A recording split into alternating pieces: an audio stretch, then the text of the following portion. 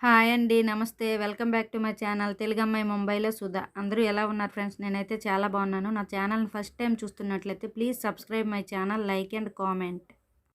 నేను ఈరోజు సోప్‌ని తయారు చేశాను ఇంట్లోనే.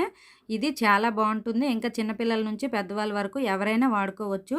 అందులోని ఈ చలికాలంలో చాలా వరకు చర్మం అంతా బిగిసిపోయినట్లు ఉంటుంది కాబట్టి ఒకసారి ఈ సబ్బు వాడినట్లయితే చాలా బాగుంటుంది. ఇంకా సున్నిపిండితో స్నానం చేయడము అందరికీ వీలు కాకపోవచ్చు. కానీ ఇంకా అంత టైం కూడా ఉండకపోవచ్చు. ఇలా సబ్బుని తయారు చేసి పెట్టుకున్నామంటే మనం చక్కగా వాడుకోవచ్చు. ఇంకా చర్మం కూడా చాలా స్మూత్‌గా ఉంటుంది. ఇదొకసారి ట్రై చేయండి. చిన్నపిల్లలకు కూడా చాలా బాగుంటుంది. మనం చిన్నపిల్లలకు స్నానం చేసేటప్పుడు నలుగు పెట్టి స్నానం చేస్తాం కదా! ఇలా కూడా ఒకసారి ట్రై చేయండి. చాలా బాగుంటుంది. ఇంకా స్కిన్ అనేది చాలా స్మూత్‌గా తయారవుతుంది.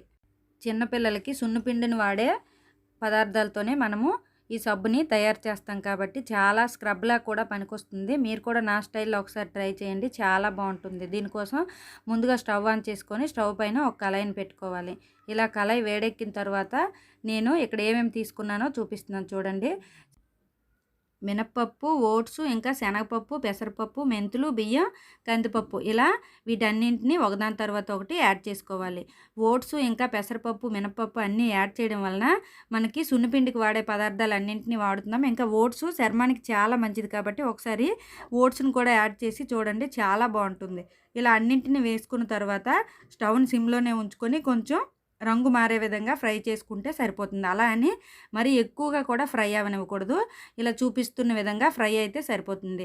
ఇలా ఫ్రై అయిన తర్వాత అన్నింటిని తీసుకొని పక్కన పెట్టుకోవాలి. కొంచెం చల్లగయ్యాక వీటిని మిక్సీలో వేసుకోవాలి. ఈలోగా మనం ఒక సబ్బును కూడా తీసుకోవాలి. మీరు ఏ సబ్బు వాడితే ఆ సబ్బుని తీసుకోండి. నేనైతే ఇక్కడ పియర్స్ తీసుకుంటున్నాను. ఇందులో గ్లిజరిన్ ఎక్కువ ఉంటుంది కాబట్టి నేను ఈ సోప్‌నే వాడుతున్నాను. మీకు ఏది నచ్చితే అది తీసుకోవచ్చు. దీన్ని చిన్న చిన్న ముక్కలుగా చూపిస్తున్న విధంగా కట్ చేసుకోవాలి. ఇలా సబ్బునంతటిని చక్కగా కట్ చేసుకొని ఒక పక్కన పెట్టుకోవాలి. సబ్బును తయారు చేసుకోవడం కోసం స్టవ్ ఆన్ చేసుకొని స్టవ్ పైన ఒక కళాయిని పెట్టుకోవాలి. ఇలా కళాయిని కూడా పెట్టుకున్న తర్వాత అందులో కొంచెం వాటర్ని కూడా యాడ్ చేసుకోవాలి. వాటర్ని యాడ్ చేసిన తర్వాత అది కొంచెం బాయిల్ అయ్యేలోపు మనం ముందుగా ఫ్రై చేసి పెట్టుకున్న పప్పులన్నింటినీ కూడా మిక్సీ గిన్నెలో వేసుకోవాలి. ఇలా చూపిస్తున్న విధంగా అన్నింటినీ మిక్సీ గిన్నెలో వేసుకున్న తర్వాత దీన్ని బాగా మిక్సీ పట్టుకోవాలి. అలా అని మరీ పౌడర్లా మిక్సీ పట్టుకోకుండా కొంచెం చిన్న చిన్నగా పప్పులు కనిపిస్తున్న విధంగా మిక్సీ పట్టుకోవాలి. మనకి గోధుమ నూక ఉంటుంది కదా, చిన్న చిన్నగా కనిపిస్తుంది. అలా కనిపించినట్లుగా మనం మిక్సీ పట్టుకుంటే సరిపోతుంది. అలా మిక్సీ పట్టడం వల్ల సబ్బు అనేది మనకు చాలా బాగుంటుంది. మనం ముందుగా కట్ చేసి పెట్టుకున్న పియర్స్ సోప్‌ని కరిగించుకోవడం కోసం స్టవ్ ఆన్ చేసుకొని స్టవ్ పైన ఒక కళాయిని ఉంచుకొని అందులో కొంచెం వాటర్ని కూడా యాడ్ చేసుకోవాలి. ఇలా వాటర్ని కూడా యాడ్ చేసిన తర్వాత అది బాగా మరగనివ్వాలి. ఈలోగా మనం మిక్సీ పట్టుకున్న పిండిని కూడా ఒక గిన్నెలో వేసుకోవాలి. ఇలా వేసుకున్న తర్వాత మనం ముందుగా ఎందులో అయితే సబ్బులను తయారు చేస్తామో వాటికి కొంచెం కొంచెంగా ఆయిల్ని కూడా అప్లై చేసుకోవాలి. నేనైతే ఇంట్లో ఉండే వాటితోనే తయారు చేస్తున్నాను. చాలామంది వాటికి తగ్గట్టుగా కొన్ని అచ్చులను కూడా తెచ్చుకుంటారు. కానీ నేనైతే ఈ షూ పాలిష్‌ది, ఇంకా గాజుల డబ్బా, ఇంకా చాక్లెట్లు తయారు చేసుకుంటాం కదా, వాటిల్లో నేను మీకు చేసి చూపిస్తున్నాను. ఇలా కూడా ట్రై చేయండి. మన ఇంట్లో ఉండే వాటితోనే చక్కగా రెడీ చేసుకోవచ్చు. ఈలోపుగా స్టవ్ పైన పెట్టుకున్న వాటర్ కూడా బాయిల్ అయి ఉంటుంది. అందులో ఇలా చూపిస్తున్న విధంగా ఒక ఖాళీ గిన్నెను కూడా పెట్టుకొని ముందుగా కట్ చేసి పెట్టుకున్న పియర్స్ సోప్ ముక్కలన్నింటినీ అందులో యాడ్ చేసుకోవాలి. ఇలా యాడ్ చేస్తున్న తర్వాత కొంచెం కలుపుతూ ఉంటే ఒక 2 మినిట్స్‌కి చక్కగా కరిగిపోతుంది ఈ సబ్బు అంతా.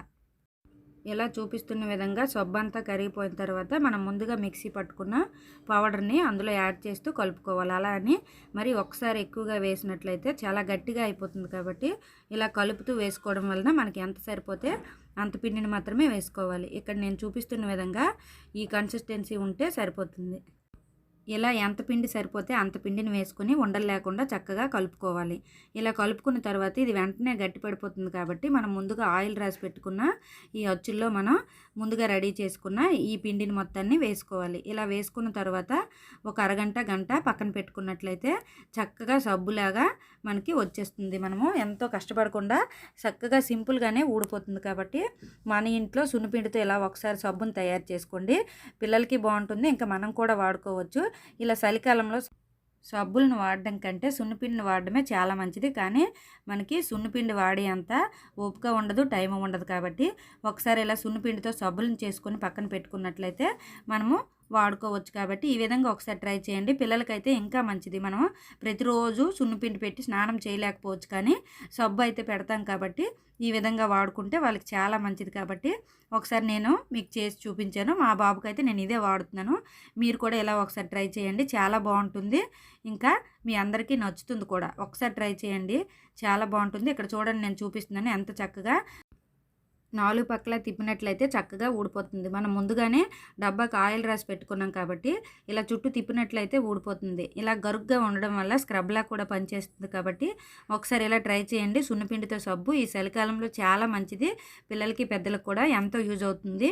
నా స్టైల్లో ఒకసారి ట్రై చేయండి. చాలా బాగుంటుంది. ఇంకా చాలా సింపుల్గా కూడా ఇంట్లోనే తయారు చేసుకోవచ్చు. Thank you for watching. Please subscribe my channel, like and comment. నేను ఇక్కడ 2 అచ్చులను తీసుకున్నాను. 2 కూడా చక్కగా ఊడిపోయి, మీరు కూడా మీ ఇంట్లో ఉండే అచ్చులతో చక్కగా తయారు చేసుకోండి. సున్నిపిండితో సబ్బులు చాలా బాగుంటాయి. ఇంకా ఇలా చిన్న చిన్న సబ్బులను తయారు చేసుకోవడం వల్ల మనం ఎటైనా క్యాంపుకి వెళ్ళేటప్పుడు 1 లేదా 2 సబ్బుల్ని తీసుకుని వెళ్ళడానికి వీలుగా ఉంటుందని ఈ విధంగా కూడా మీకు తయారు చేసి చూపించాను. మీ ఇంట్లో ఏ అచ్చులు ఉంటే వాటితో చక్కగా ఇలా సబ్బుల్ని తయారు చేసుకోండి. చాలా మంచిది. ఇంకా పిల్లలకైతే ఇంకా మంచిది. Thank you. Please subscribe my mom channel. Like it, comment.